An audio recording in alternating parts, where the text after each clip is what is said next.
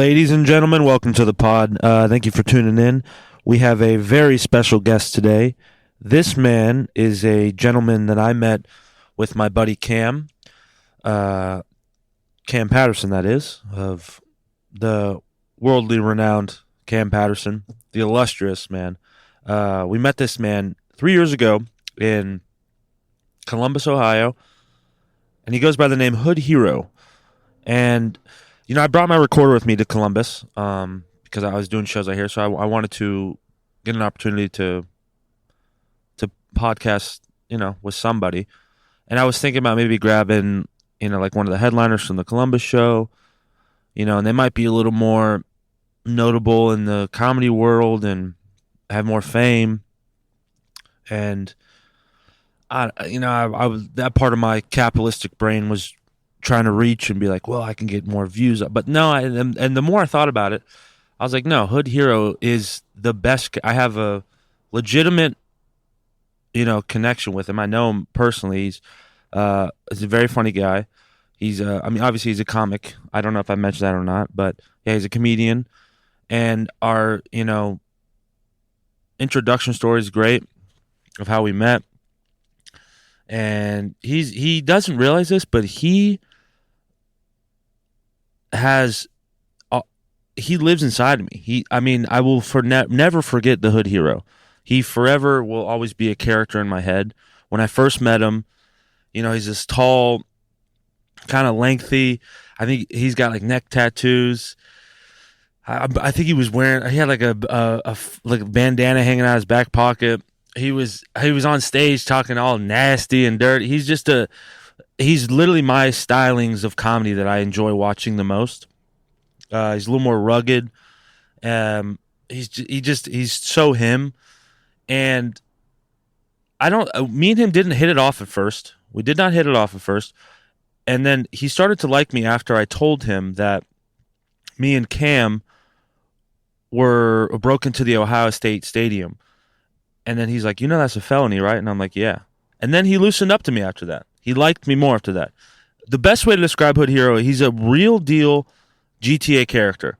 He really is. He's just a wonderful character. And this is such a Time to Tony podcast character. This is me. This is everything. So I'm excited to have him on. The interview is going to take place at his house. He messaged me too. He texted me, and he goes, because we're texting. I think we're gonna see Gary Owen later at the Funny Bone, and I can't completely. I'm paraphrasing, because there's some words I can't say. Hell yeah, we can do it in my trap. If you're not scared of the ghetto, LOL. Cam's been here.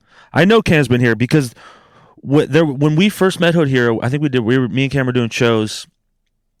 I don't know, and whatever don't tell, they were doing it that night. And we met the Hood Hero. We hit it off with him. And he takes us driving around in his Continental. I believe it was a Continental. The ones with the giant back seats. And I had like 2 White Claws and I smoked a joint, so I was tired, man. So I was like, but Cam was enamored and wanted to see the Hood. I mean, as did I. I am not scared of the Hood one bit. So I wanted to see the Hood, and he took us around and we saw the Hood. But I was kind of passed out the whole time. And he was bumping music I never heard before. He put me on to that Isley Brothers song, That's Right. That's what he doesn't realize. Hood Hero he's had an influence on me. And he lives in my mind rent-free. He's always there. It may be at least a couple times a month I always think of Hood Hero. And I've only met him like 3 or 4 times, but we hit it off great. And he's going to be wonderful for this pod. And Tony Wellons Studio is live on the road, folks. My goodness, Columbus, Ohio. What a city you are. Fantastic. I always love coming to Columbus. Shout out Henry Allen. Shout out Peter. And the rest of the gang. They do such a great job here at the Columbus Don't Tell Us. They're so professional. And Ohio's beautiful. Autumn and fall. Autumn in Ohio. Autumn moment, I'm really enjoying your weather. I flew into Cleveland, and I went to Cuyahoga Valley National Park. Oh my goodness, fantastic, beautiful. Tony Wellons got on the bicycle. Tony Wellons loved every second. I gotta find a bicycle rental. I can't find one in Columbus. You can't rent bikes in Columbus. But now I'm sitting in my rental car outside of the Columbus Art Museum. I think I'm gonna go inside. I'm gonna see Hood Hero here in about a couple hours. I mean, I'm actually at 420 at his trap in the ghetto. The ghetto. The shows were good. Wasn't my best. Wasn't my worst. I don't know. Sometimes I'm too rugged for people at shows, I guess, man. I don't know. I really don't know. Lots of stuff has happened. I mean, shout out to Sarah for helping me in that bind. I had a rental car issue problem because I don't have my ID. I just have my passport, so Turo wouldn't allow it because they wouldn't verify the photo of just me taking with my passport. So, Shara, you're the best. This is something funny I saw in Cleveland. It was so like beyond sad that it became funny. It was a cat that was ran over in the road. And if you know anything about me, I love animals. I don't want to see an animal die ever. I mean, not even a movie. I don't want to see it in movies. I mean, kill a human, throw a baby off a roof, but don't kill the dog. Come on. Don't do that. But there was a cat that was, it was a roadkill incident, and this cat was just, I mean, cartoonishly flattened. Like, we're talking Bugs Bunny, just like, I mean, it had been ran over so many times that this thing was, it couldn't have been more than a quarter, not even an eighth of an inch. This thing was like, it was pancaked. So that tickled my bone. That wasn't funny. That seems sad. If you guys, it was just. But listen, I hate roadkill. It was just crazy to watch. Oh my God! Later, after the shows last night, I went to the Grandview Heights high school football game. Fantastic! If you ever get a chance, smoke a joint, go to a high school football game. It's amazing. It was like a block away from the show we were doing, which is at a bookstore. And I just walked right into the high school football game and didn't even pay. I was trying to pay. The lady didn't even look at me. So I was like, all right, well, I'll just waltz right in. And I just stood kind of by the sidelines. I didn't get too far into the stadium. And this gentleman and me hit it off. His name was Bob, and he was the head basketball coach of the high school. We talked for 20 minutes. We were getting in deep about life. He liked that I did comedy.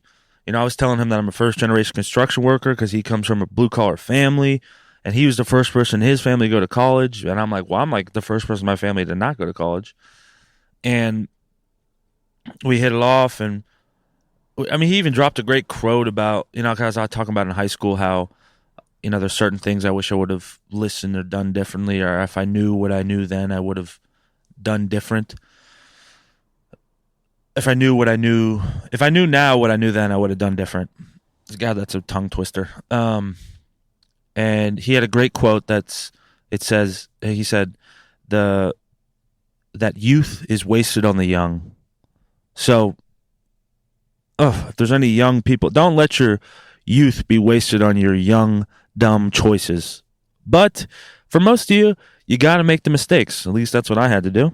That's the only way I learned, is making mistakes. I'm just a guy you tell me to do it this way and it can't be done, I'm going to try to do it anyway. I got it, that's just the way I learned. So, Cuyahoga National Park. God, my soul resides there. Too rugged for Columbus. Sarah helping me. Russian Turo guy, car rental.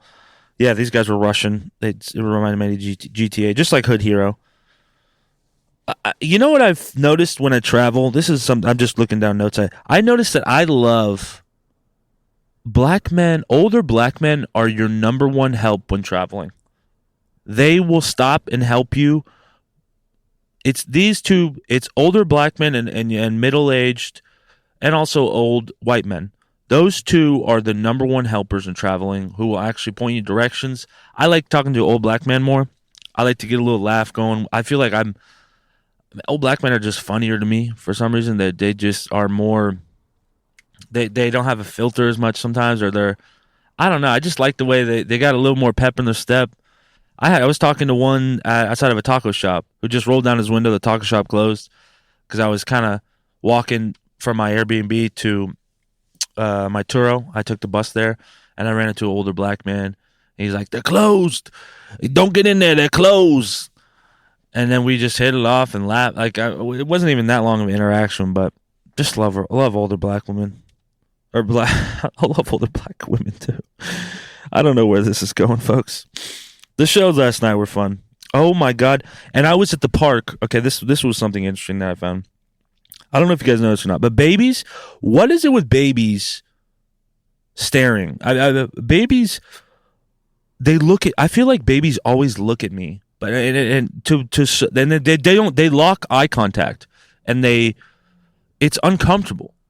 Because I look back at a baby and it's tough. I don't know why it's tough for me, but it's like this baby knows something I don't know. Or he sees right through me. He sees all the mistakes I've made in my life. I feel like this baby he's looking directly into my soul. And babies always have big, giant black eyes. I mean, they're like shark eyes. They're just soul gazers. And he's just gazing into my soul. And I'm like uncomfortable. I'm like, baby, quit looking at me like this. I don't know who I am as a person well enough for you to be staring into my soul as intimately as you are. So yeah, that made me uncomfortable in the park today.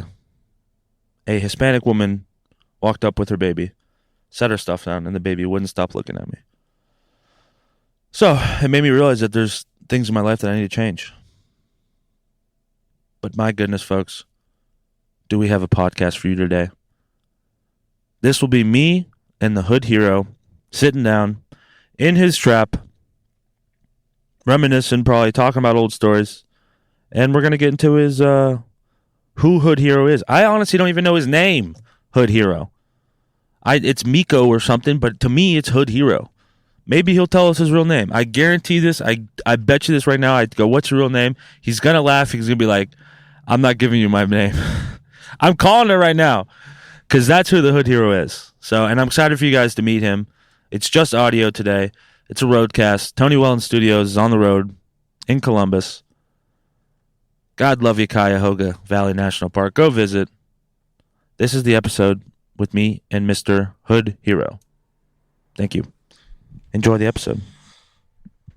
All right, ladies and gentlemen, here with us today we have the man of the hour, Mr. Hood Hero. Everybody, what's up, dude? Yeah, I'm here. Come on, I'm bro. here. Well, you're here with me, but I'm really excited to be doing this. you're in Columbus. Yeah, we were talking a little bit. We're really getting into the thickets of it already, man. Mm-hmm. We're here sharing a joint, and so I just want to start. Where are we located right now? This is North Linden. This is North Columbus. Okay. You know, this is the north side. Like I told you when you walked in here, this is considered the second most dangerous neighborhood or community in Columbus. It's really not dangerous, though. You know,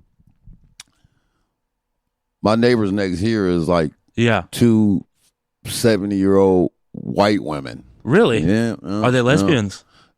No, I think they. You know what, man? One thing that you learn from especially living in the hood. Yeah.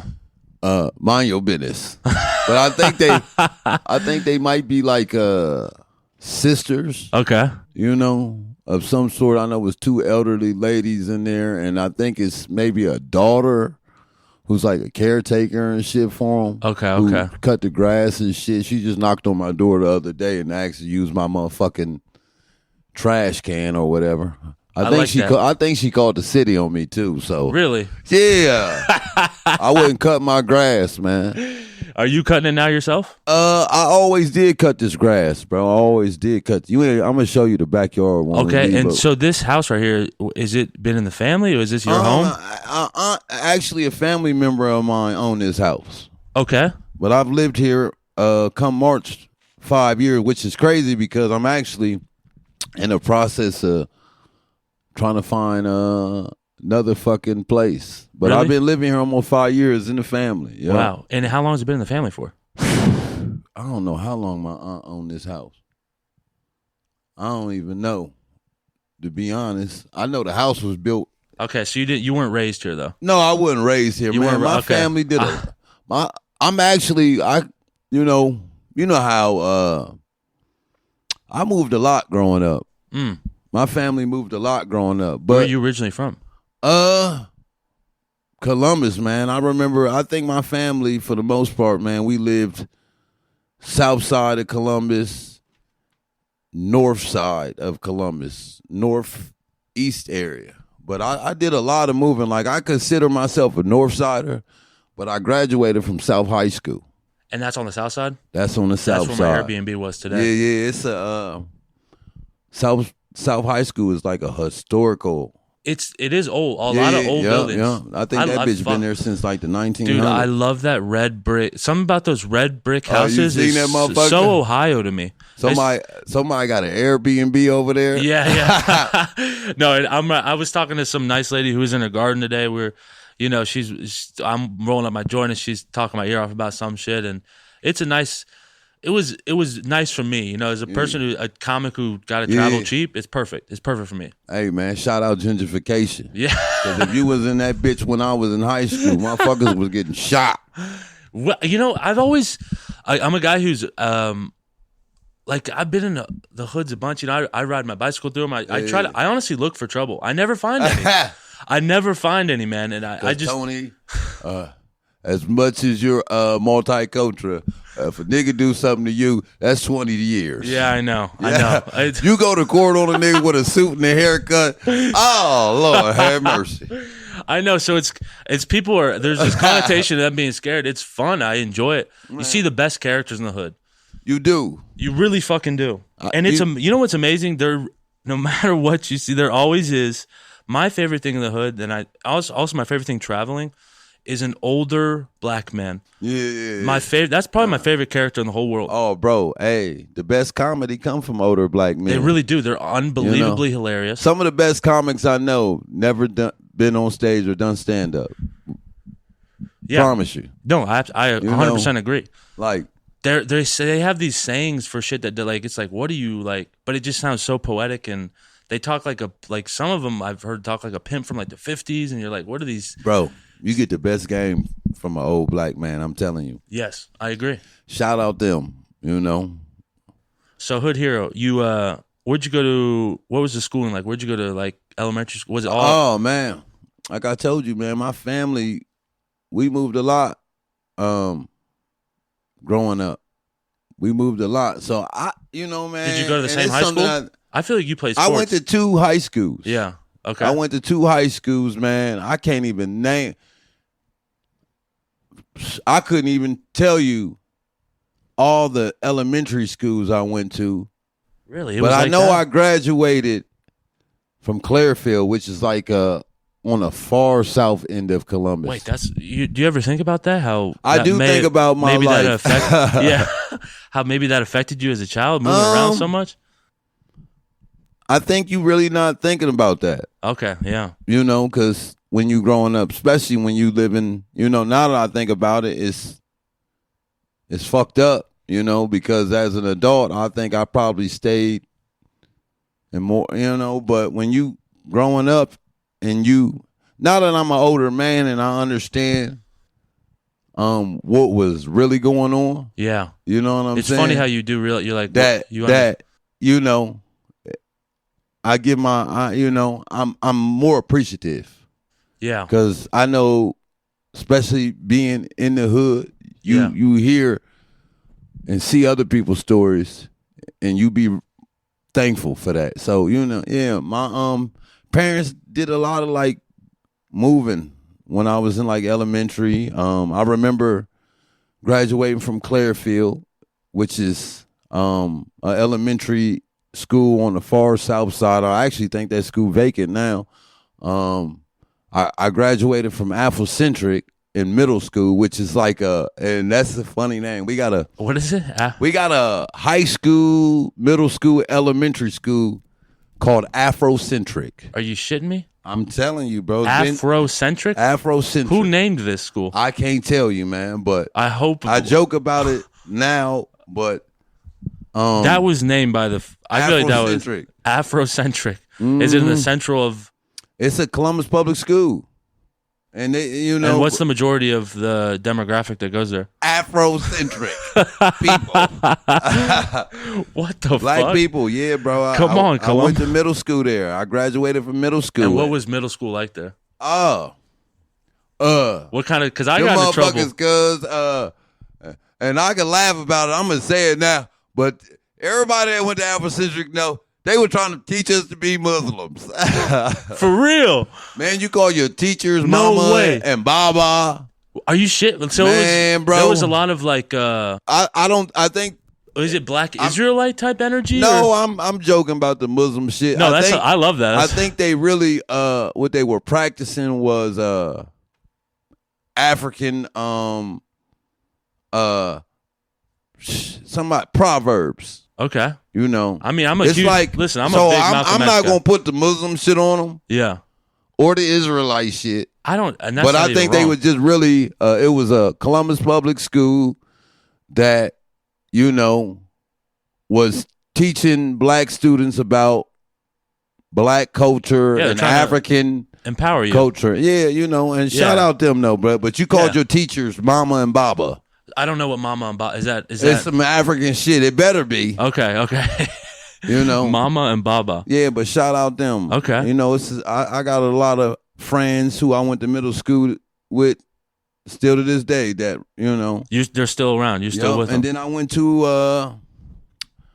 I left Afrocentric Okay. because when I was going to ninth grade, they were trying to do this like year-round school shit. Mm-hmm. And they were doing that because they had this program that they was trying to implement that by the time you graduate, and I've heard other schools do this, by the time you graduated school, they wanted you to graduate with an associate's degree. An My associate? dumb ass didn't think about that at the time. I just didn't want to go to school year round. I wanted to have a summer break. Jesus Christ. Yeah, it's funny what you would have done differently if you knew what you knew. I took my ass to Horizon Science Academy. Horizon Science My mom, Academy. like I told you, my family moved a lot growing up. I lived in like 2 neighborhoods growing up longer than like 3 years. Right. And No one of longer the- than 3 years. Huh? No, you said No longer than 3 years. Wow. But in one of the neighborhoods, Yeah. I consider that my hood because it's not because I kept going back. But really why I say it's my hood is because they really taught me the older the men and the people my age, they really taught me what I had to do to survive. They taught me how to fight. Yeah. And as you could tell, I didn't even mention it, you know what I mean? But I had a athletic background. I remember you mentioned it briefly, I feel like Yeah. the first time we met.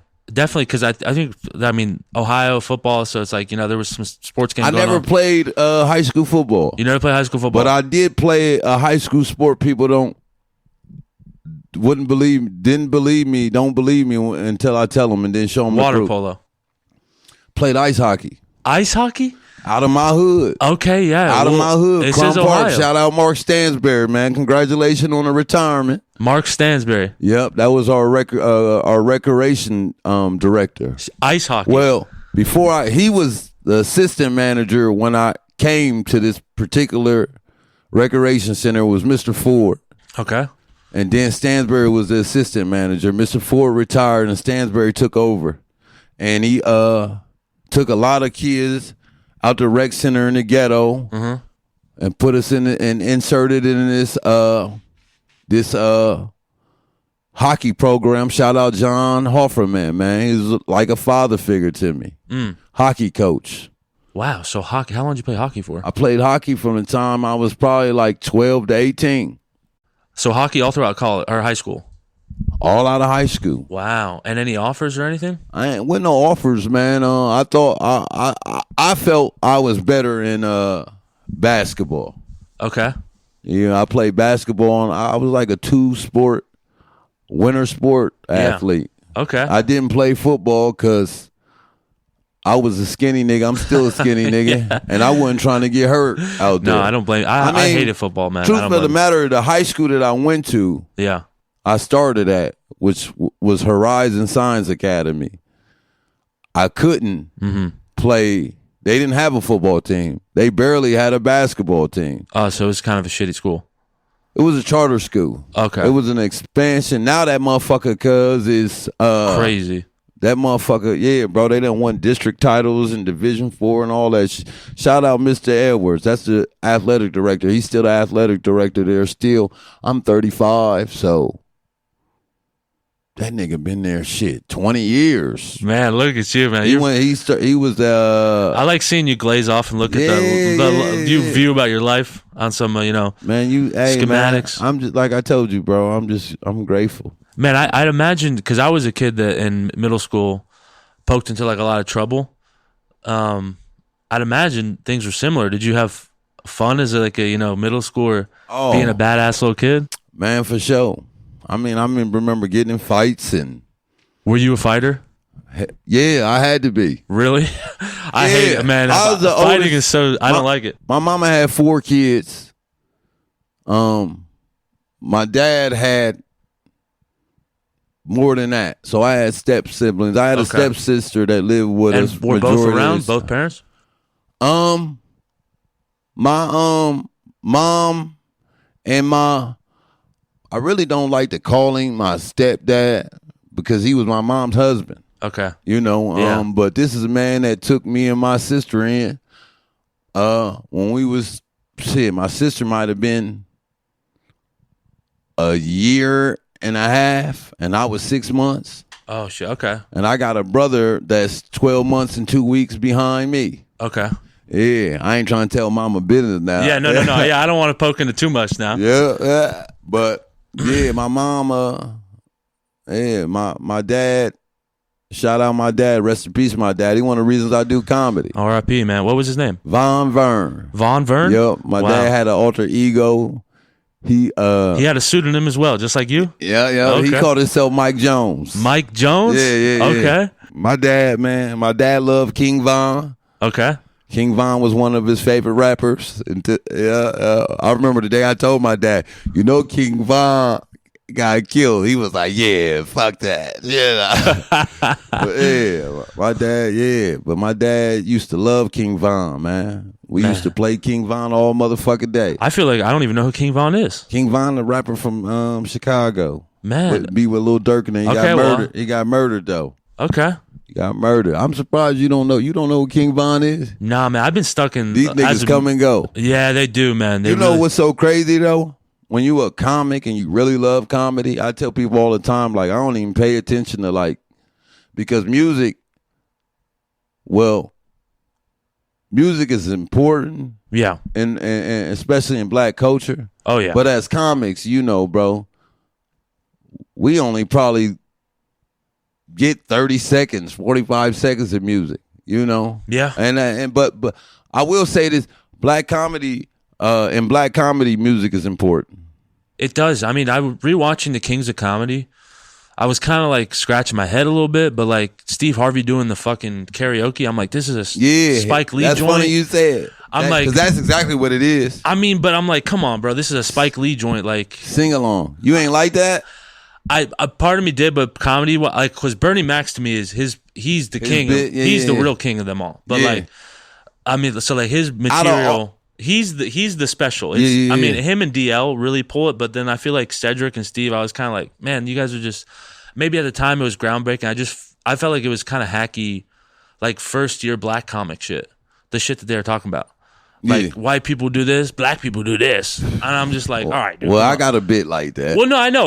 Listen, I do hack white shit all the time. I do. No, I mean, and but it's just like, this is just the fact that it's a Spike Lee movie. Like, this is the guy that filmed Crooklyn, and like, it's bro, that was early 99, 2001. I don't know why I'm harsh on him on like that. 24 years old. That's just a hot take I've been taking lately. They're the first niggas to do that. They were. But you want to know though, right? What's that? They say Jeff Foxworthy and them niggas stole that whole shit. Oh, they absolutely did, because when you watch the Blue Collars, the comedy thing, I didn't realize this, but they do a whole thing where they put on the suits and they pretend, they kind of mimic them. You want to know what's so crazy, right? Yeah. True story. Yeah. My internet got cut off over here like 6 months ago. Okay. And only thing that I could watch on TV was like antenna shit. Okay. And yeah. And you gotta be a real nigga, and I'm sure somebody, even in Orlando, that's going through this. Yeah. Bro, the only thing, you got these digital channels and shit, so you probably get like 20 channels. Right. 20. One of the channels, I think, what's it called? Laugh something. It's a little basic cable channel that you can get with an antenna or an earring in the back of the TV. But, bro, they was playing these blue collar comedy tour marathons. Bro, and I had nothing better to watch but the blue collar fucking comedy tour. Yeah. And I'm going to tell you. Okay. It was a damn good time. Man. It was, as a nigga with nothing to watch, can't watch no Pornhub, can't Instagram, nothing. Bro, I watched that Blue Collar Tour, and I'm going to tell you like this. Them niggas is good. And then when I realized that's where the nigga that's on the Kill Tony thing. Ron White. He's my favorite guy out of Jeff Foxworthy I liked his bit. He gets a lot of hate. Well put together, huh? He gets a lot of hate, but I did rewatch it. And then, you sit there and you try to, because you get, even Larry the Cable Guy gets, and it's still funny. It's still funny. Hey. Hey, man, Larry the Cable Guy was the Bernie Mac of that shit. You think so? Man, that nigga. You're right. He kind of was. He really was. You know what I mean? Like, he kind of was. Because for him, his comedy was, I felt like as a black man, I could appreciate it. Because Explain. Well, because I think the best comedy is the most, when you can take your shit and make it relatable. Yeah, it is very, very relatable. Well, it's just like a great character that everybody can. I enjoyed Larry the Cable Guy set, and he even had a crowd work portion of it where he was. Yeah. I don't know what. I just remember he was like, some chick yelled out, oh, I do remember this. Remember the chick yelled out, "I love you, Larry." He was like, "I told you to wait in the truck." Yeah. No, that the truck. That was that's good. incredible. Larry, I like Larry. And Didn't then I tell you to wait in the truck? Yeah, and then he went on from there to do TV and huge. I'm still watching the show he had. Huge. So shout out Larry the Cable Guy, because they absolutely did. Because I listened to the Jeff Foxworthy podcast. They got the idea from Kings of Comedy, and they said they want to do it for a more. They blue collar, crowd, whatever, fucking white hillbillies or whatever, middle American hillbillies. Yeah, but hey, and they definitely stole that. They did, and from the Kings of Comedy. Well, so in the beginning of the special, they just had better cameras. Hell no, that motherfucker. They had Spike Lee filming that, bro. Hey, shout out Spike Lee though. Man, shout out Spike Lee. Yeah, man, I watched a lot of Spike Lee. What's your favorite Spike Lee movie? Crooklyn, without a doubt. Crooklyn. I don't know why I'm enamored. I watch a scene all the time with the one Jewish guy that lived next to all the kids that they would, and the whole neighborhood comes out to fucking yell at this like weird Jew guy. I just really enjoyed that scene a lot. Yeah, I think he's got game, but I like a lot of shit with this. Malcolm X is good too. Malcolm X, yeah, I love that. I actually tell a joke about niggas how they did Malcolm X. It's a shame, right? Muslims did that. That's why I feel like Muslims, and also I think it's the CIA as well. Hey man, this is a dirty world, bro. It is. I always love to say I'm more of a Malcolm X guy than I am a Martin Luther King man. Shout out you, Tony. Man, it's great to be in Columbus, dude. Yeah, shout out Columbus, man. But yeah, man, I went to 2 different high schools. I went to Horizon. I went to South. Graduated from South. I got expelled. I'm the only nigga in Horizon history that got expelled his junior and senior year. And I still graduated high school. You got to dive into that a little bit. How did you end up getting expelled twice? That's pretty remarkable. I think my junior year, I beat a nigga up on the first day back from school. The very first day. And how did this what was the altercation and our about? dean, we didn't have principals there at this charter school. We had a dean. Okay. Shout out Mr. Kellum. Okay, Mr. Kettle. Kellum. All right. First day back at school, I go into the gym. Some new nigga there is talking shit to me, and I smack him. Yeah. I smack him, and we get to tussling. Okay. He a little nigga, but he basically just grabbing me and holding me and pushing me. He's a fucking fighter though. He's he's just a young nigga. Okay. What was he trying? He was just trying your ass off the jump. He was just he was just trying me. You don't even know smacked him, and when I smacked him, he basically grabbed me, and we went flying through some doors and fighting into the lunchroom area from the gym, and our dean got involved. And once the nigga broke free, once people separated, I went in and got his ass again. So did you have a lot of rage in you? I probably did. Yeah. Man, I feel like I would have been a little intimidated of you in like middle school. Well, like I told you, bro, that was that Cassidy. Yeah. What's that Cassidy? What do you mean? I'm from a neighborhood called Fifth and Cassidy. Fifth and Cassidy. It's Northeast community. Like I was telling you, where I learned to play ice hockey and all that shit. Yeah. I learned to play ice hockey. I learned to play basketball there, and I learned to fight. Why is it why fighting? Why do you think there's so much fighting? What fuels it? Because in the pride. Okay. Respect. That's interesting. But that was 20 years ago. Right. So now they using other methods to implement those things. How do they do that? Ask King Von. Okay. Okay. You can't. Oh, okay. I see what you're putting down. Yeah.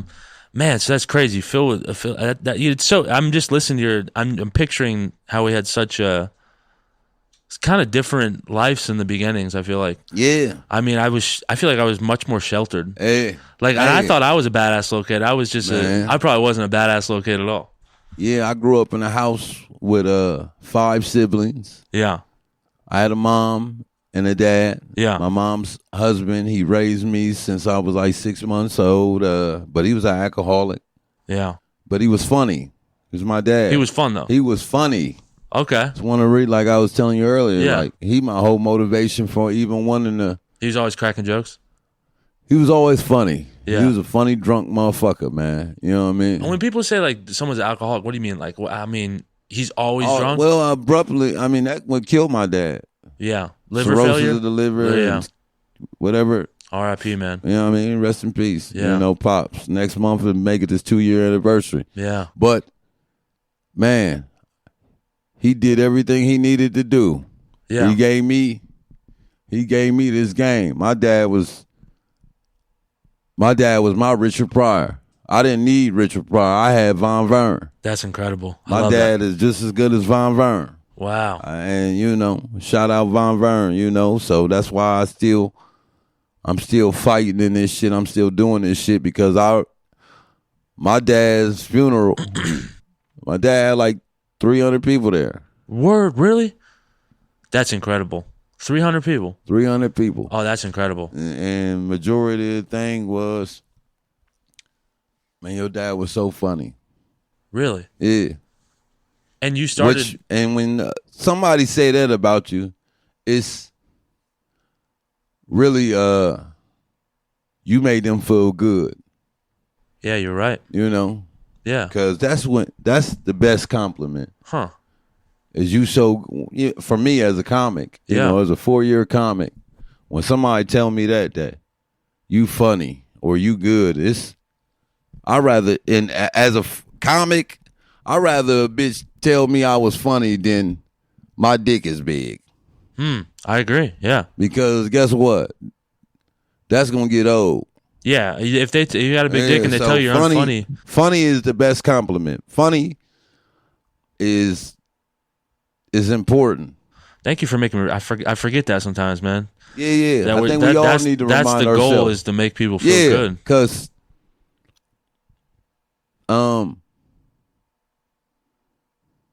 it's I think it's bigger than accolades. I think somebody reminded me who I was the other day. It reminded me, man, I had got into a heated argument with a family member. Okay.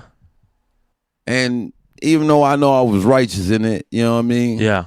I was upset. Yeah.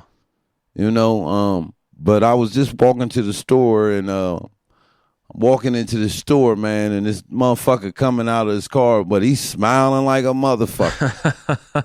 I'm like, man, what the fuck this nigga smiling out? And his girl come out too, and she's smiling too. Yeah. And the nigga was like, hey, man, you still doing comedy?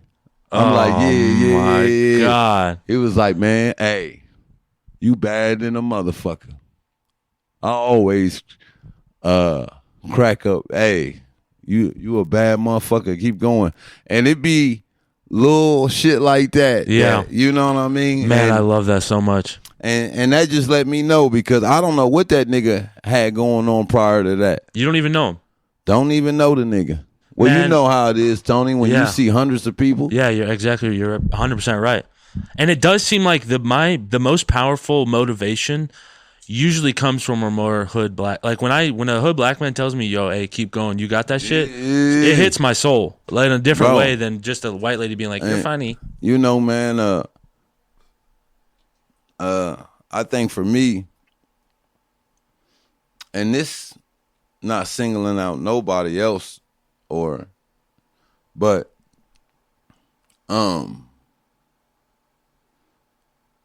what I'm trying to accomplish in comedy is bigger than success. If I could take my pain and turn it into champagne or whoa, that was a good line. Yeah. Take my pain and turn it into champagne. Yeah, or and just give a nigga a sip of that for the day. Cause I think, and that right there allows me the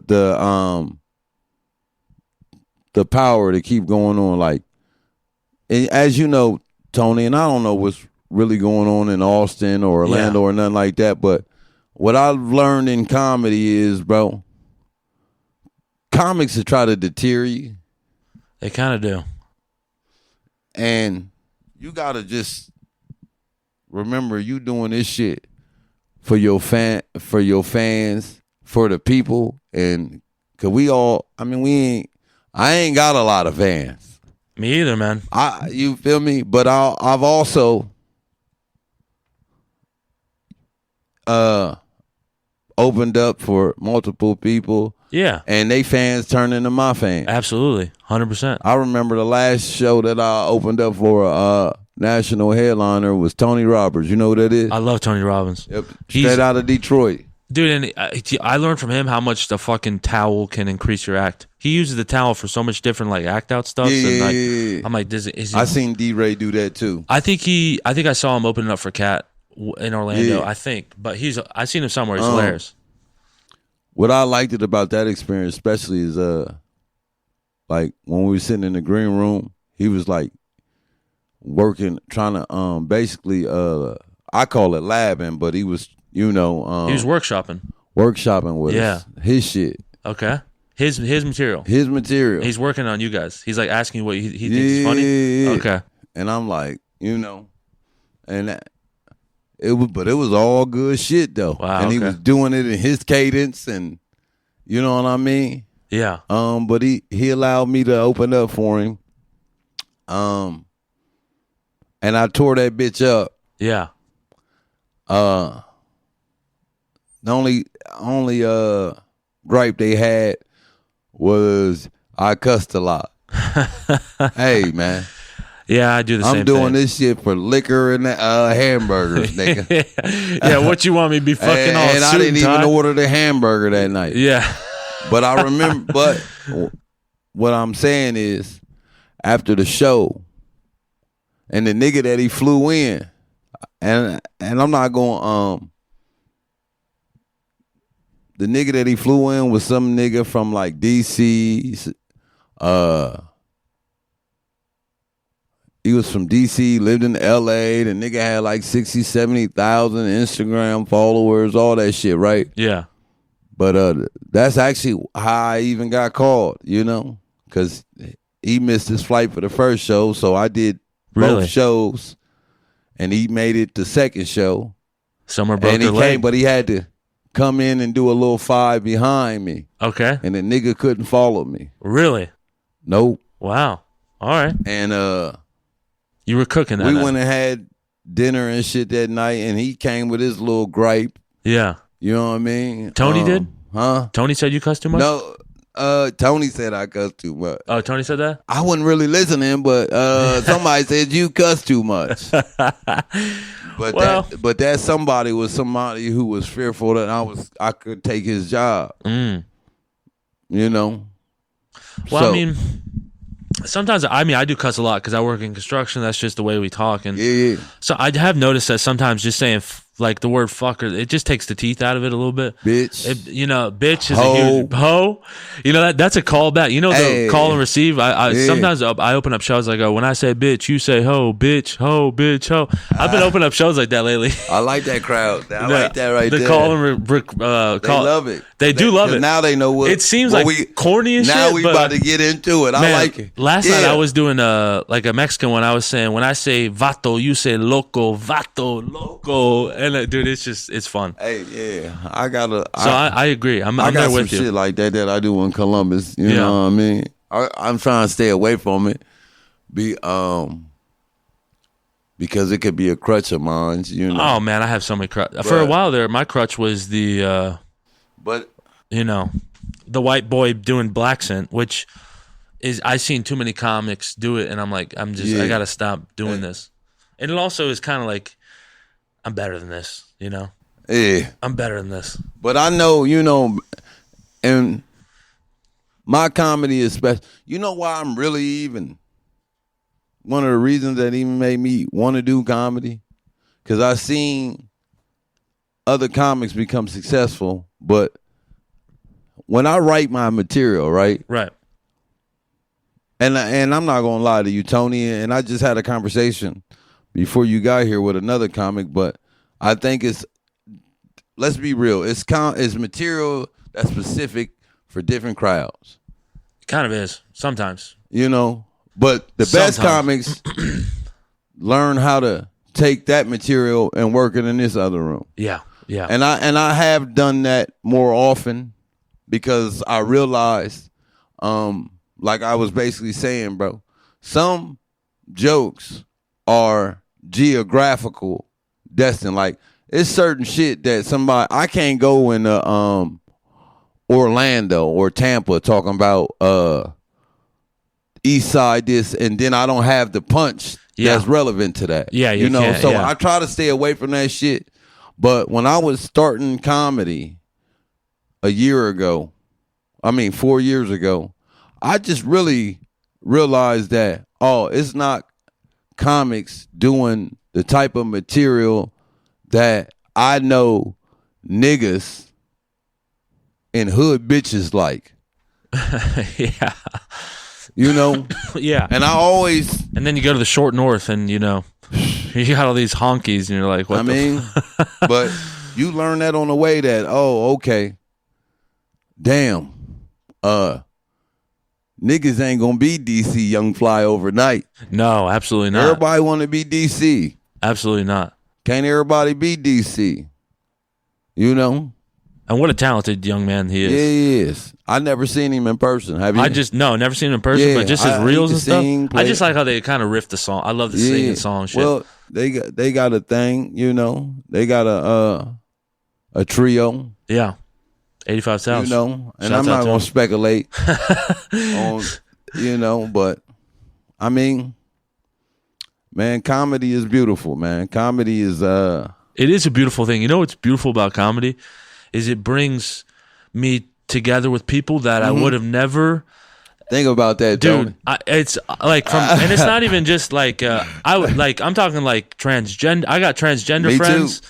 And it's all about funny. I know what gay, purple, black, green. I know, gay. Hey, whatever. I got what? Deaf is a bisexual. At least that's what he tell people, and he got but he just had a child. Oh wow! Johnny say he bisexual. He got babies by a black woman. Dylan gay. Jason Piper gay. Simon Frazier's gay. Nah, Simon ain't gay. Fucking right. Simon ain't gay. He better not be. Yeah, bro. Bro. Cortez, a black comic gay. There's a lot of gay. I was just with him at with an open mic. You know what I see from a lot of the gay comics is they take the route. They're like the gay comics who go up there. Are you like you wouldn't assume that they're gay? There's a lot of that. Yeah, there's a lot of I didn't think Jason Piper was gay, or like a Tim Dillon. Like, come on, he's gay. Like, there's no way. One thing I realized about being, I think being around gay comics has made me a better man. Because you a construction worker. Yeah.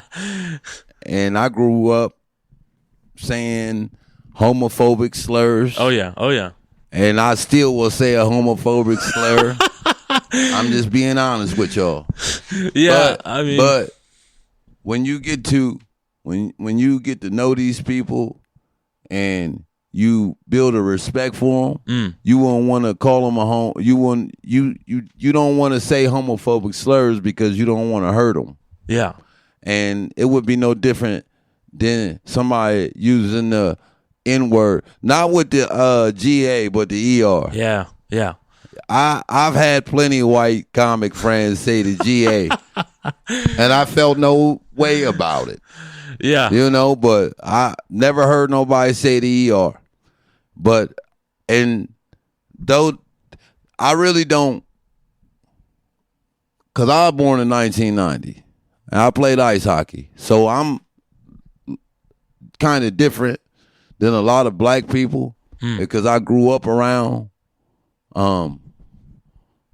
white people from the time I was like 10, 11. Mark Stansberry White, John White. Yeah. Shout out to Smiths. Mark Stansberry sounds like a very white man.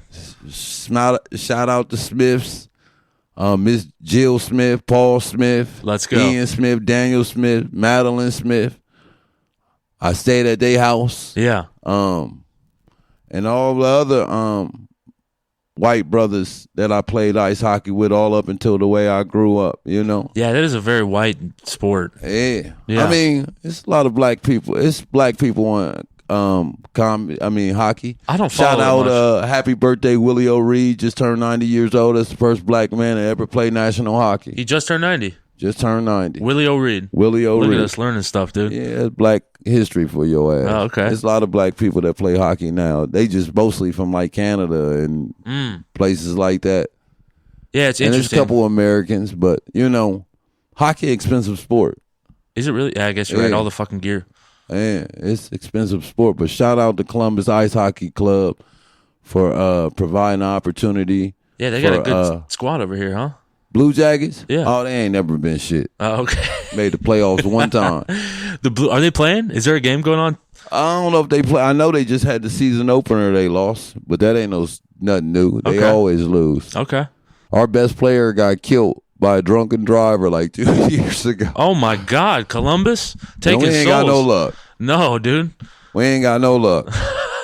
They shoot the Ohio State athletes down here. It's fucked up, dog. Did they wait? They told you? Shoot Ohio State athletes? Man, that's all niggas do over there is shoot Ohio State athletes. Man, niggas don't give a fuck. That reminds me of a wonderful story. You know what? So when I first met you, and when you were telling me before we started the pod that you were a little untrustworthy of me, or you just weren't sure of me. And I think the thing I said this in the introduction, but the thing that opened you up to me was me and Cam broke into the Ohio State football stadium, and we hopped the fence, and you were like, that's a misdemeanor or something, and I was like, yeah, and then you were like, you kind of like shrugged, and you're like, oh, okay, he's not that bad or whatever. Yeah, man. That was the thing that opened us up. Yep. Where did me and Cam first see you at?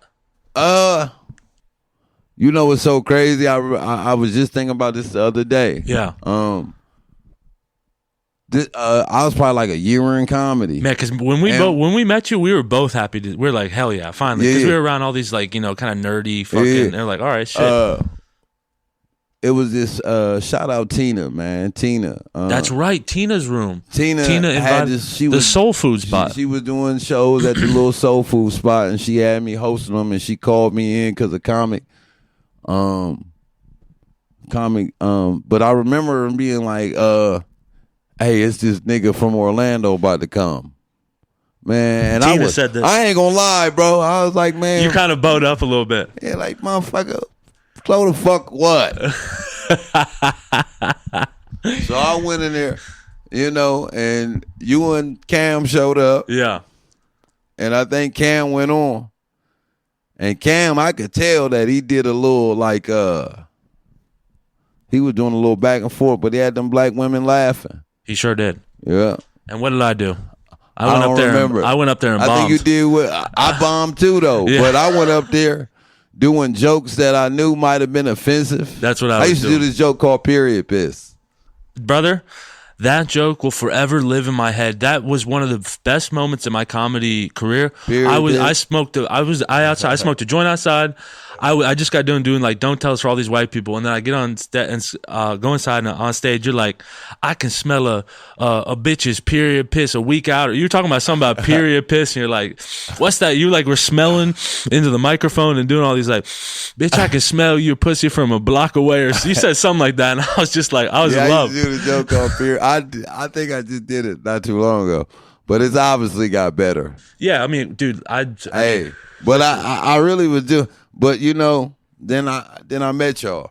And it's funny when we stepped outside, and this is where you and me were kind of abrasive in the beginning, where you were talking to Cam a lot. You didn't want really much to do with me, and then you said to Cam, you pointed at him, and you go, "You're gonna be a star. You're gonna be a star. You're gonna be someone special. You're not like these motherfuckers over here." And you pointed, and I was like, "God damn, is he for real?" But at some point we finally started vibing and moving, and then I was telling him there. I don't know how the night unfolded, but I just remember falling asleep in like you had that Continental, the Lincoln. It was a Lincoln, bro. That bitch was comfy as hell. Yeah. You were blasting Isley Brothers shit I never heard before. Yeah. That one song that I still play to this day. Why can I not? It's the one where he's like the wife's cheating on him. Oh yeah, Contagious, dude. Yeah, that one, and I was like, this shit fucking slides. It's 2 a.m. Just got home to check my message. Yeah. And then, but my favorite part is the I'm about to, when he goes into that beat drops and he goes, I'm about to catch a case. Are you talking about getting a shotgun and going in there? Oh man, great song. Well. Yeah, shout out. That's R. Kelly and Ron Isley, man. Shout out. That's R. Kelly in there. That's R. Kelly. Oh, I didn't even know that. R. Kelly, bro. Yeah, man. Wow. R. Kelly and Diddy in jail. Yeah. Goodness gracious. Rough. They're taking souls now, man. Hey, man. Hey, you still got to be fearless. Enjoy this shit. Man, so yeah, we met you that weekend. Yeah. We rode around, and you said Cam's been to this house too. Cam been here. Well, I feel like I was here. Was it that night you were riding around? Probably. Cam been here. Yeah, because you were enamored with showing us. You wanted to show the hood to Cam or whatever, and we were just riding around, bumping the whole way. And I think that's right. You had a. I don't want to spread your business too much out there, but you had a Bud Light in there that was. It was pretty. It wasn't like cold, but it wasn't. It was kind of warm, and you just cracked it open and just riding around. And what were you calling cops, too? You were calling cops something else. Elroy's. Elroy's. Yeah. Wait, you got to explain this. Why do you... that is actually a saying that we used to say in a neighborhood that my parents lived in. It's called Trevitt. It's a Crip neighborhood. but my parents lived there for like maybe like 15 years. Okay. But a nigga in the neighborhood used to call police the Elroys. And the reason the Elroys. I know. Yeah, like you said it's from the Jetsons, right? The Jetsons, yeah. Okay. Who is Elroy from the Jetsons? Might be the Flintstones. Okay. Yeah. The Elroys. Elroy. Man, I gotta look this up real quick. They man. go to Elroy. Yeah. They go to Elroy's. Yeah. I was in love with it, man. Oh my God! Hey, I'll give you a look. Before we go, I'll give you some more terminology to take back to the whites. Yeah. You also were Elroy, yeah. Were you calling him Johnny Law or no? Were you, something, man. Maybe no, that's Jolly. Jolly calls him Johnny Law. Elroy's from the. Hey. But yeah, man, I think the Elroy's from the Oh my God. Okay, so Elroy Jetson is just a white boy. It's just a it's just a little fucking it honestly kind of looks like me a little bit. It's just the sun. That's all. I never even listen. That's incredible. I never even looked into that. I just knew for 20 years, and we've been calling police Elroys because it's always a motherfucking officer. Yeah, they got a good haircut. Yeah, the motherfucking Elroys, bro. They do look like some motherfucking Elroys. Mm-hmm. You're 100% right. Yeah, man. But, and Columbus, you say it's I don't know, man. Like, I don't want to ask too much, but like, I've had my run-ins with the law. Yeah. I mean, I've been arrested before. I've had. Is it... What, you only been to jail for DUI? No, I do got a resting DUI face, though. Man, we ain't got to talk priors on this. Yeah. But no, I just got arrested for like weed shit in Texas. Yeah. And they held me up for that. Like, nothing crazy. They put you in jail in it for that? I got a felony for it. What? But it was for... So, look, my felony reached a statute of limitations, though, so I'm good. There's nothing there. But yeah, I got arrested leaving Colorado. I had like a... 2 ounces of weed and like 2 grams of dabs, and I was with my friend, and we drove from Orlando. State troopers, boy. State trooper, man, a Mexican in a cowboy hat, and it was funny, bro. In Texas, yeah, North Texas. A Mexican working for the Texas folks. Oh yeah, Mexicans are huge out. Yeah, I know. I lived in Arizona before, but like no, there's a lot of Mexican cops. Man, Mexicans are people don't know this, but Mexicans are very conservative. Yeah, they're very like. They're a lot like a white man. Hey, but I will tell you this, though. From living in Ohio and living in Arizona. Yeah. Mexicans in Ohio, especially here in Columbus, they real humble compared to the ones when there's a lot of them, man. Okay. I think Mexicans are fantastic. I lived in Arizona for like 13 months. Tucson. Okay, yeah. That's a good... Yep, I moved there when I was like 23, 24. Wow. I need to get out to Tucson, but Maybe 25. I could imagine that there's a lot of fucking Mexicans, especially in Texas, bro. Man, I had a manager that was a Mexican, and I don't think this is the first time I said this on a podcast. But Rafael Rodriguez, if I ever see you again, I'm slapping the shit out of you. No disrespect. You know who I am. He was hating on the bitches, man. I had this nigga. Hey, man, this nigga. Air it out, bro. That nigga was trying to fire me, nigga. I was getting rid up, nigga, every day. Where'd you work? Where was it? I was working for a fucking they call them retirement homes in Arizona. Okay. But they might call them that too in Florida because a lot of old people go to Florida to retire. Yeah. But it really was just a luxury nursing home. Okay. Out in fucking Tucson, Arizona. I got the job like 2 weeks down there. They hired me to be a fucking server. I'm fucking wearing an apron and folding napkins and shit. Yeah. And walking around like a butler. Yeah. For these old folk. Yeah. In this retirement home. Are they I don't know if it makes it worse, but are they majority white? Yes. Okay, that does kind of make it worse. It makes it And I'm folding napkins and shit like that for these people working amongst Mexicans making $8 $8.15 an hour. $8.15, and I was making more than the bitch that been there 2 years. Yeah. She making $8.05. I'm making $8.15. Well, that's not a huge increase, but it's still more though. It's still more. It's like 2014. That's small insane. ass college ass town. That's criminal. First of all, that's criminal, bro. And then like a month after being there, the dishwasher quit, so I went to being a full-time dishwasher. Okay, it's kind of nice. You can hide in the back, get high. Man, I wasn't getting high like that. Okay, man, nigga, shit. I was after taxes and child support. You had a kid then still, too. I had a kid. I had my first daughter. Okay. And you were 18, you said? 19? Nah, I was like 24. Oh, okay. I don't know. Oh, you said, I mean? Okay. I and that's one of the reasons I really went down there, is to get away from I just broke up with my baby mama and shit. And shit was going crazy. Shit was going crazy, and I just needed to get away. Yeah. I didn't want to, it was shit going with that, and I just needed a new start. I had a family member, shout out Jeff. He over in that and I'm gonna show the refrigerator before we leave. Yeah. He on the refrigerator, but my a distant family member of mine that's like a cousin uncle, he was living in Tucson, and he brought me down there and shit. And that nigga was basically because that nigga was on dialysis and shit. And I went to Tucson, Arizona, and stayed for like a year and a half. Working for that fucking retirement home with them Mexicans and shit. And old people are very particular too, so I feel like it's very, on time every day, bro. Yeah. But I end up winning that. I end up getting over on them. I worked. The nigga was trying to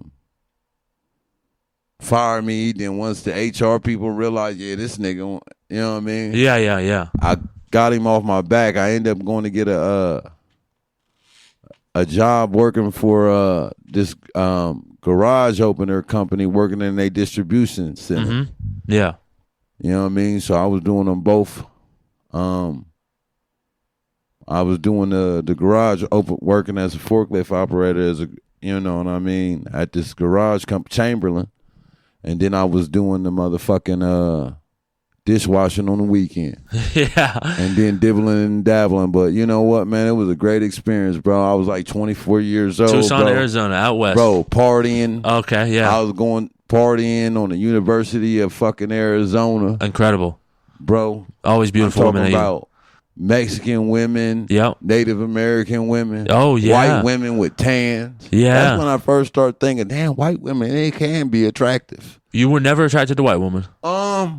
Never really been around them. Oh, okay. And the only other white women I was around them was like hockey hoes. Oh, yeah. You know nasty. I mean? Yeah. Big gargantuan. Like bitches I played hockey with. So yeah.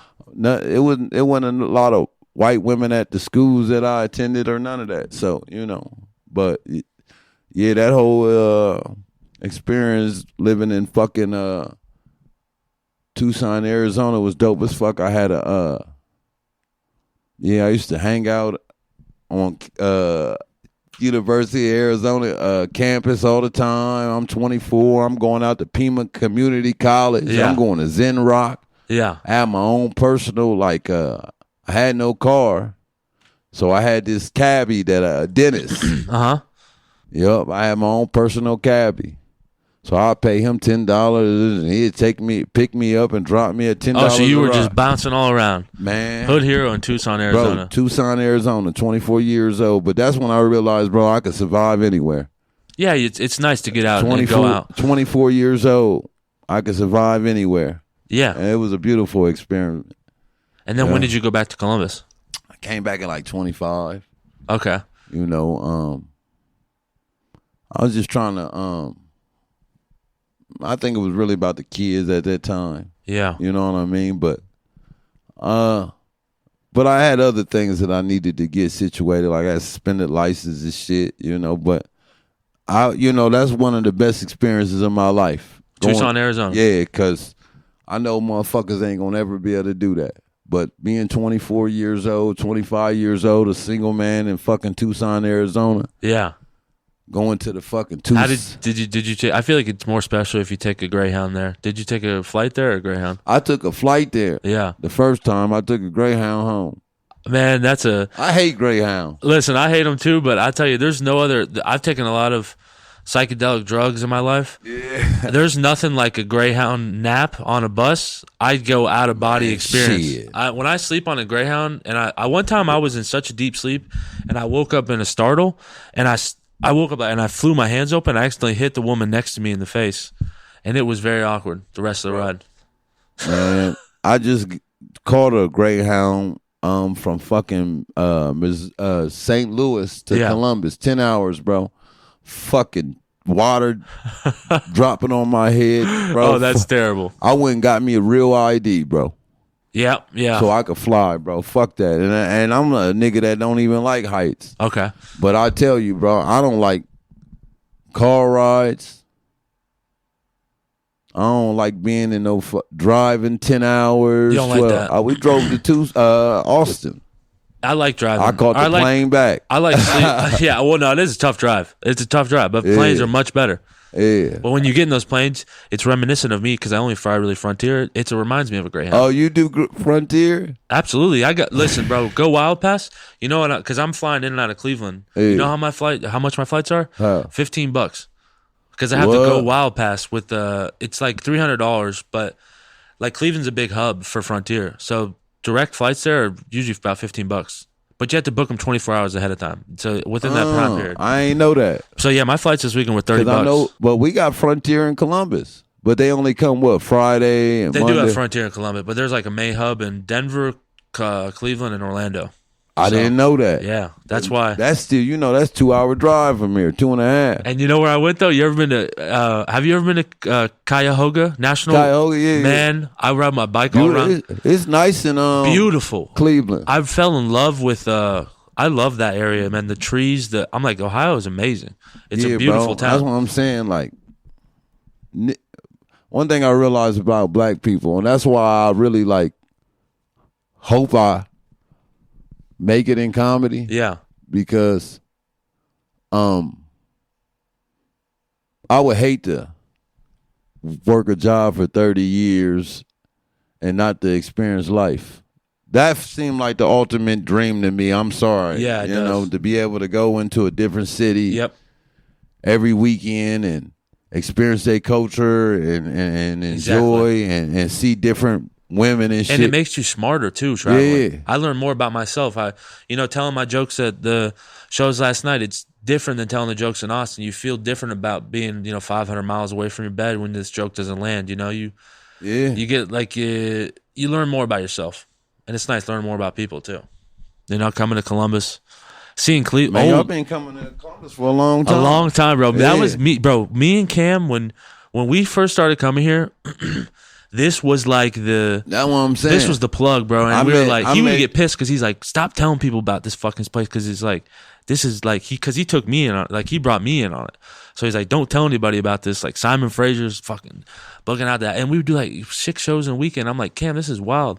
Bro. And it felt like an AAU team, him with his dad, and like we're coming to, and I'm crashing on the floor in the hotel. Bro, I remember that dude. You was coming out here before Cam's dad. I know. And it's funny because you don't realize how much, you're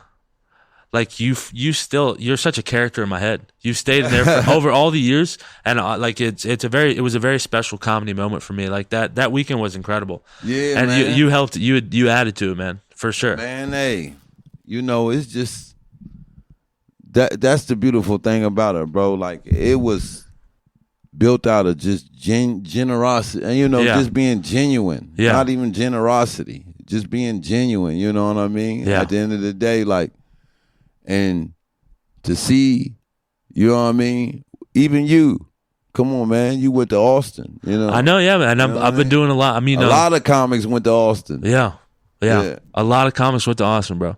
And I've had my little times of. I'm still working my kinks out and stuff. Tony. Yeah. Which episode did you see? Me the one kissing that old lady, or me the one with Adam Ray? I think Adam Ray. Okay, good. Because the kissing the old lady one I wasn't too proud of that moment, but hey, man. But at the end of the day, man, And you here in Columbus now doing Don't Tell with some all-star shit. Yeah. Man. Yeah, come on. You know, man, hey, everything that y'all got, y'all earn. Because if I was in Cam's position, and this is why I say, and I tell people how like Cam like the hardest working comic, because this the only nigga I know. He needs that shit. Can fucking go headline a goddamn 3,000 seat theater and then go do a drop in at a Don't Tell. Yeah. Yeah. I'm probably not doing that. I'm probably gonna be on the couches popping bottles. Yeah.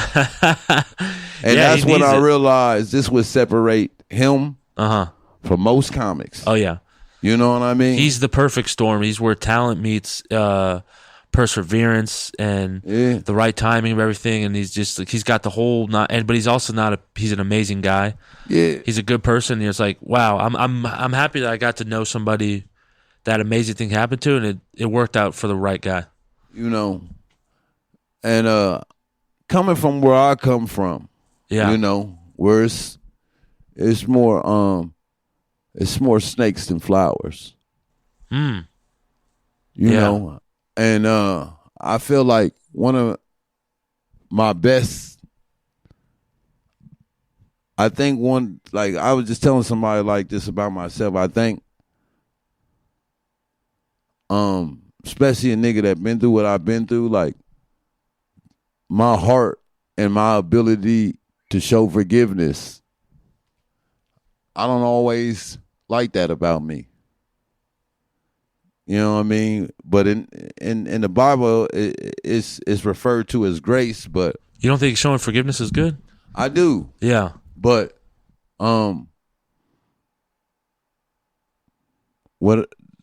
why I say that is, I know that I'm gonna be all right. Yeah. Because I value people. You know, and this is because there's people that treat people as if they're disposable.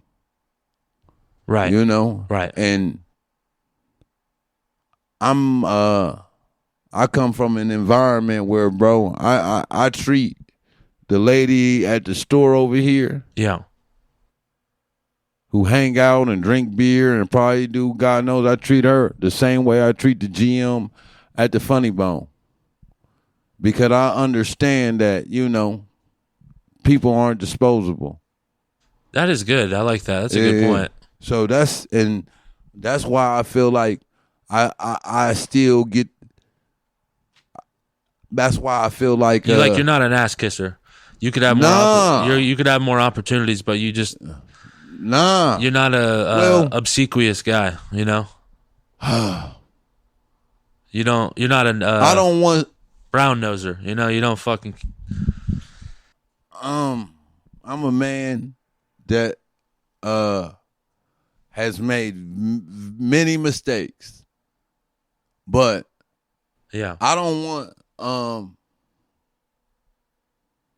want to look up, and I don't want to say that what I did, I'm not willing to do the things, bro. You wouldn't be willing to sometimes put your pride to the side to make advances in the industry? I do already. Do you? All right. No, I'm curious. But I will say that at the end of the day, bro, I do have boundaries. Right. Okay. And it come a time, a play, even in entertainment. Yeah. You know, where I won't be willing to cross some boundaries. I can work with anybody. Yeah. But I'm not gonna shake your hand. Yeah. And I get I'm not gonna buddy. You know what I mean? Yeah. And it's not that I wouldn't be willing to do that, but you're not going. And like I said, bro, I'm not the type of person. I'm usually the type of person in like my relationships, whether they be with women or my friends or family. I kind of like let you build up, you know, and be like, damn, you did this, and that, and this and that.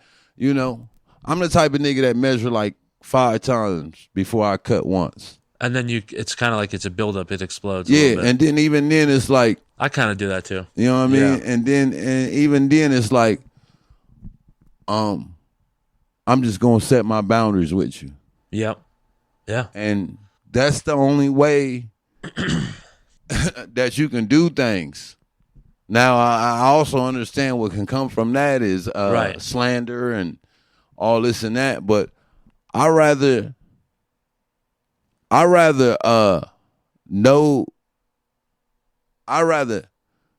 okay with me setting these boundaries and you doing what you doing than rather me buddy and then you see an opportunity to hurt me and you go take it.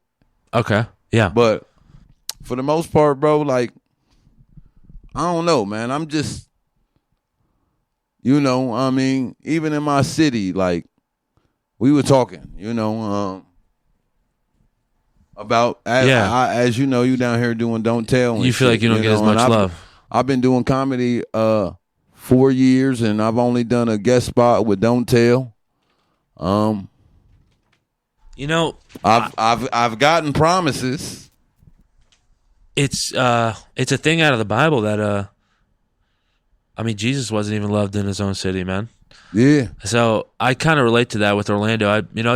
I feel like there was even with Cam there was he got barely got ever up at the Funny Bone or whatever, and they put him up still, and I hate because Chris is great, it's fantastic, and it's above her head and it's out of her reach. And that's a GM. Yeah, she's great, and they're all great there. Everybody's wonderful, but yeah, it's like it's because people see you start comedy, so they see and they remember you as the person who was much shittier.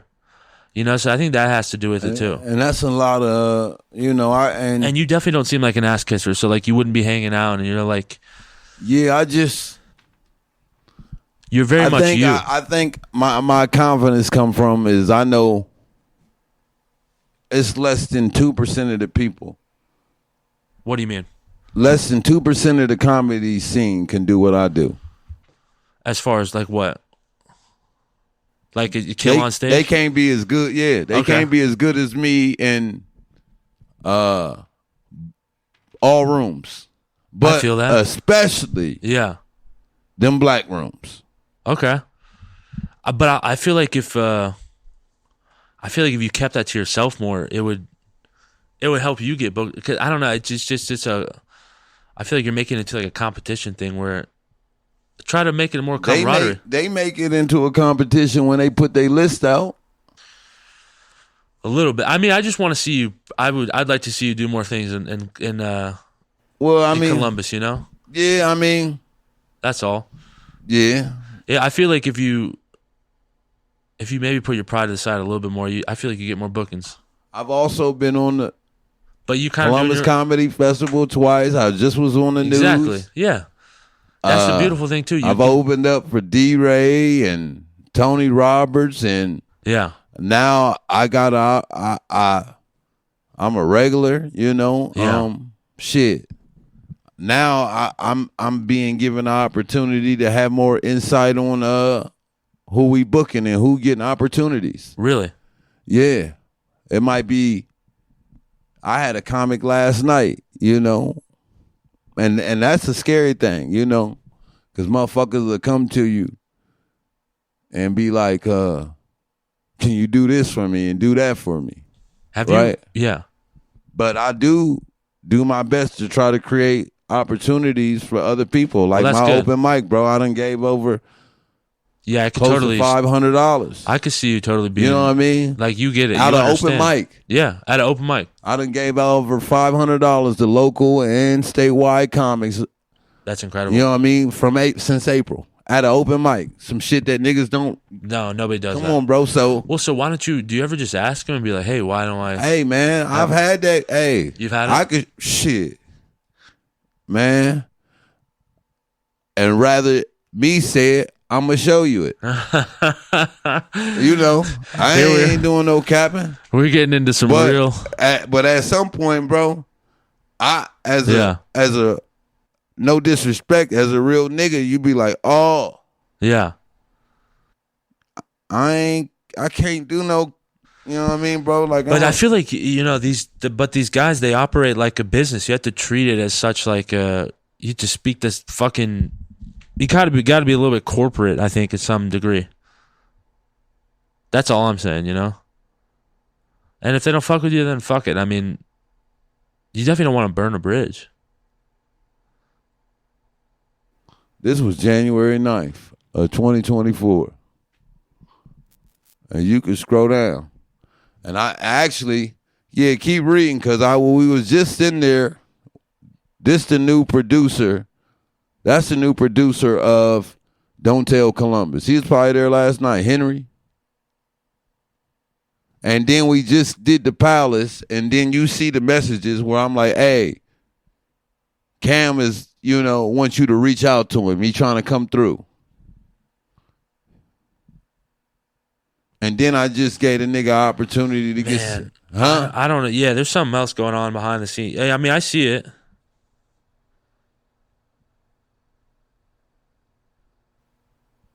And I put you on a show where you booked it with him, and then you pulled out last second. Me or him? Him. Man, I feel a little conflicted. It feels strange because I'm going to do his show tonight, but all I had to. It sucks. I hate when I see this when I don't like because I've it's a lot of segregation in our comedy. I know, and I feel like I'm good at being I don't know how I do it well, but I feel like I'm accepted in all scenes. And y'all don't know because y'all coming out of town doing a platform. I know, yeah, I get it. You know what I mean? I get it. The fact of the matter is, bro, it's a lot of segregation. I will say that 4-year mark, man. I feel like get to that 5 and 6, and shit's gonna be so different in a year or two. I believe it. Bro. What I realize is I don't complain no more. But I also realize, bro, motherfucker might not want to be helping me, bro, especially when I'm pushing for positions at the bone. Yeah. So, and I'm just saying that to be real. and it's something I've been telling a lot of motherfuckers lately. It's new shot callers and and sometimes people, Tony, so, hey, they gonna either get down or lay down. I feel that. No disrespect. Yeah, but I'm still staying humble, but I see that shit, though. I know what you're saying. Yeah, I see that shit. And at the end of the day, like... I feel like the best thing for you then would be just to fit in where you get in and find your groove spots and then just groove, I'm saying, man. Like... Groove where you gotta groove. But... And that's the beautiful thing with comedy, man. It's you might not be accepted here, but they love you there. But that's the crazy thing. I gotta, and this is what I feel just internally. Like, damn, bro. So I'm gonna have to go down to Orlando to do Don't Tell in the Milk District. Hey, listen, Don't Tell ain't the end all be all. There's more than Don't Tell. Nah, because I know it ain't. Yeah. Because half them Don't Tell comics ain't did these rooms I do. I came with these 400 people. I came to Columbus to lose money. I came here to be bro. Yeah, like I mean, it's not. It's not like I'm gonna buy me a pack of cigarettes with that shit, man. But hey, at the end of the day, it's other things that I prioritize. And yeah, like I got an open mic. So shout out your open mic, man. Alley Burger. Every first and third Friday of the month. Okay. We've been doing this shit since April. Like I said, bro, we done gave out over $500 to local and statewide comics. I just paid a karaoke singer last night, so shit. I feel like in a sense, bro, I'm doing more good than bad. Right. And they know that. Yeah. I'm one of the only, I think I might be the only open mic unless you get paid to be a feature. Well, who else doing that? Johnny Collins, the only other one paying motherfuckers to come to their open mic. Shouts out Johnny Collins. Johnny Collins over at O'Connor. I just featured for him, and that's a LBGT club. Okay, all right. So it ain't the hood hero, just, I do all rooms, bro. I just was in a fucking biker bar in New Albany, Indiana. Yeah. Come on, the hood hero do it Hood all. hero. West Virginia, Buffalo, Charleston, West Virginia. I just got a call today. They talk about who was they talking about having up in one of the Tory brothers, Okay. Guy or Joe, Okay. one of them motherfuckers up in a 1,000-seat theater in Charleston, West Virginia. Yeah. Putting some other niggas around them. I love that. You know what I mean? Hitting that blues circuit, man. Bringing some Columbus comics, bro. But at the end of the day, bro, I'm at year 4, and I'm just being 100. I think I might not have a following, bro, but I'm good enough to go do C-list clubs, little 60-seat comedy clubs and 100-seaters. You know what I mean? But the truth of the matter is, bro, I'm gonna go get mine out of anywhere. Absolutely. So I go do I'm looking for the chitlin circus shit. Absolutely. I want to go do those rooms. Let me hop on with you if you ever got a lineup, that's dude. what I'm saying. So I'd love to do. I mean, them. my goal really in 2026 is just spend a lot of time doing black rooms in Chicago and Atlanta. Okay. And take the opportunities that come my way. Fit in where you get in, man. That's what I tell people. Because I'm running my own race and do better with the content. Yeah, that is so true. And that's the best thing that I could do. You know what I mean? Because at the end of the day, I'm in these rooms with these. It took Desi 12 years. Yeah, yeah. Mojo Brooks. And especially for the type of person that do this type of comedy I do. Yeah. Which is predominantly black comedy. Yeah. Most of the motherfuckers that's in the positions that I want to be in, bro, they ain't even get it in them positions doing stand-up. Right. They in a position because they doing skits. That's the way to get your stuff out there for sure. So, yeah. I mean, I've seen it, and I know how relevant that is. I've seen it on a smaller scale and a bigger scale. I've seen internet comics come in the Funny Bone and headline, and I seen motherfuckers sell 60, 70 tickets, not only in my city, but other cities because a nigga got a Facebook following. Yep. So, because a nigga a Facebook comic. So, man, bro, one thing I realized, bro, and it just might be my street savvy, but as I look at stand-up comedy or comedy as a whole, especially stand-up comedy, like, bro, I don't think, even though I enjoy stand-up, doing stand-up for me is more so therapeutic than financially gratifying. Yeah. Even though I more than likely do I do it for free. Yeah, I mean, I don't do it for free. I do it for free too often. Hey, yeah. But the blessing is that I'm in a position in my city, bro, where I get paid to practice. Well, there you go, dude. And most people can't say that. No. But hey, you sound a little bit better off than you were making it seem. Yeah. I mean, I was just really touching on that don't tell, but you seen what you seen. I saw what I saw. And at the end of the day, And I didn't give much context to this recording, but hey. But now that you seen what you seen, I feel like you guys can make amends. I hope you do. never knew it was no issue. Well, you never seen him out in public? We ain't in the same rooms. One day you're gonna see him and just make him. Man, they worked the showcase at the Funny Bone. Yeah. But I'm not stupid. I know you're not. And unfortunately, Peter and Dorothy is who in charge over there. I know. And these people, nobody knows who they are. Exactly. I don't get me wrong, bro. Like Peter and Dorothy are who are in charge over there. Henry just probably really the scout. Probably a little bit. But I don't know. Hey, I don't need. This is Columbus Inside Baseball. You may not have too much context on this. Yeah. The interview is. I'm getting right around that area. I'd like to. No, you're fine. You're fine. Good. No. I have a question though. I have 2 questions left for you. Come on.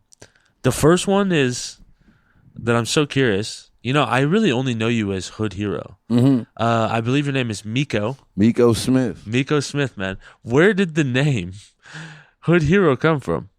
Where does the pseudonym come from? Oh, good question, man. I just think it was like a alter ego or a persona I really took on doing like black comedy in like rough rooms out here. Yeah. Like we was doing the black bars and the hood shit. Hood Hero is go in there I love that and tame them. Yeah. And get motherfuckers like that. And that's why I say, bro, I'm gonna always be all right. Because, I have the most extensive training. And I don't run from it. It's easy to go into a popcorn room where motherfuckers got they legs crossed like that. But when you going into them trenches and you able to No, but I would like to see you cook for those people though too. Yeah. If you could find a way to make it work for a white audience and sell it to them. I do them though. And you do great. I do great. Exactly. I do great. I think you're a fantastic character. You forever will live as one of my favorite characters I've ever met. Man. And I hope the world I feel like sometimes there's something that gets clouded over you, but you're a genuine, I can see you're a genuine, incredible, great person. Yeah, man. And then sometimes I feel like your ego gets in the way a little bit, but your ego's still good. It's still you. Well, and I mean that in the most respectful way possible. When you work as hard as I work, bro. Yeah. You know what I'm saying? Yeah. When you work as hard as I work, you post it. And let's be real, bro. I think 90% of this shit, confidence, 10% pen. It is a little bit. It really is. That is true. You're right. So, hey. You've been dropping knowledge a lot of this pod. Yeah. So I agree with you on that. I can't. And at times, bro, maybe you are right. But at the same time, bro,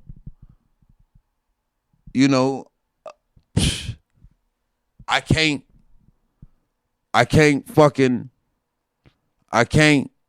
You don't know how to turn it off or on. I can't because guess what? I know I'm doing this shit bigger, and I'm doing this shit for more important reasons. Yeah, I feel that. I'm doing this shit for Von Vern. I feel that. I'm doing this shit, bro, to try to get Michelle. Yeah. That house. Yeah. That 4,000 square foot house. I'm doing this shit to try to put Zariah and Aubrey in college. I'm doing this shit because I'm chasing Richard Pryor, Red Fox, Bernie Mac. I'm chasing Mike Epps. I'm chasing DC Young Fly. I'm chasing Cam. I get that. Yeah. You know what I mean? No, that makes sense. So at the end of the day, bro, when you work as hard as I work, yeah. And I'm gonna say this, and you at my house and everything like that. You've been in my neighborhood, like you said. You seen 6 cars, bro. But I had a comic, I just featured for this black comedy show in Steubenville, Ohio, bro. Okay. Make good money. Steubenville. $250. Woo! 20 minutes. Oh man, that's best great. comic in there. That's amazing. But one of the comics from Columbus that came down and I got him a guest spot and everything, bro. But he told me like, you never, I think the difference between your shit, Miko, and everybody else's is like I never seen comics tell their jokes with so much conviction as you. Mm. And I thought about it because then when the first time I heard it, you know what I mean. But I just told you some of the motivating factors on why that I do this, right, bro? But the sad reality is, bro, I tell people, bro, I'm still living in the hood. Yeah. And this corner store over here by my house, bro, or anywhere, I can get killed just going to my corner store. You know what I mean? That'd be a shame. But so what I say is, nigga, with knowing that, you feel me? Not saying it has anything to do with me. It's just, bro, sometimes, bro, you be in the wrong place at the wrong time. So, bro, Dr. John, I tell these jokes, bro, like this because I don't know when my last set is, but I'm also telling these jokes, bro, because I'm not here to play.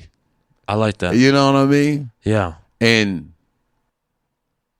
I'll watch another motherfucker tell them jokes like he wasn't here to play. And that nigga on Saturday Night Live right now. Shout out Cam So, Patterson. you know, bro, at the end of the day, bro, I'm not here to play. Like I said, it ain't about nobody in my vicinity. I'm not chasing locals or regionals. I'm not chasing nobody else's success, bro. I want, when this shit is all said and done, for motherfuckers to mention me in the same manner that they mention Mike Epps, Bernie Mac, Red Fox, Richard Pryor, Paul Mooney, and so on. You know what I mean? And that's why I'm still at year 4, bro. Living in the hood. Yeah. You feel me? Knowing I could be doing more productive things in my life. You feel me? That would be more monetarily beneficial for me. Oh, yeah. It's tough. You know? But I'm doing what I feel like God has called me to do, bro. And I don't know why, because I'm one of the fakest Christians in the world, nigga. I'm going to tell you that right now. I'm the fakest Christian in the world. I only be Christian when I go to jail. Or a nigga shoot me. Oh, God, keep me here. Keep me here, Lord. Keep me here. I won't do that no more. Yeah, bro. Shit, bro. But guess what? Well, this is a perfect segue into my last question. Come on. What is a quote that you live your life by? What's a quote? As I hear you drop them all the time, I know you definitely got something in there. I'll give you 2. I'm gonna give you I'm gonna give you my favorite scripture. Okay. And then I'm gonna give you my favorite quote. Fantastic. I think I can't really recite where the scripture is at, but it's a scripture that I like where it talk about God preparing a banquet in front of your enemies. Mm-hmm. You know? Okay. Preparing a banquet in front of your enemies. God preparing a motherfucking banquet or a buffet or a meal in front of your enemies and them not being able to do nothing about it. Because guess what? You know, and that's a scripture that I could believe in. And that's one that I feel like God is doing for me. You know, and my favorite quote, if you could make a bitch laugh and giggle, you can make that ass clap and wiggle. Hood hero, nigga. This is a great, man. It's been I love this pod so much, man. Thank you for doing it, man. Yeah, man. Thank you for being in the city, man. Man, shout out Columbus, man. Yeah. I had to do it if I was in the city, man. Yeah, man. Thank you for showing up, man. And I appreciate it. If I get the chance again, this won't be the last time. You come on again? Yeah, bro. Yeah. Hey, we'll share some more laughs. It won't be as serious. Hey, I felt like I was diving in a little bit too much, but it wasn't serious, you know. Sick. There's some niggas over here getting drunk and high, doing what niggas do. Hey, well, y'all peace out. Y'all have a great one. All right, man. Hood Hero, follow him on Instagram. Wait, where they can follow you? Where can Hood they follow Hero Comedy. I'm on Instagram. I'm on fucking TikTok, and I'm on YouTube, bruh. Hood Hero Comedy. Yep. All right, buddy. All right.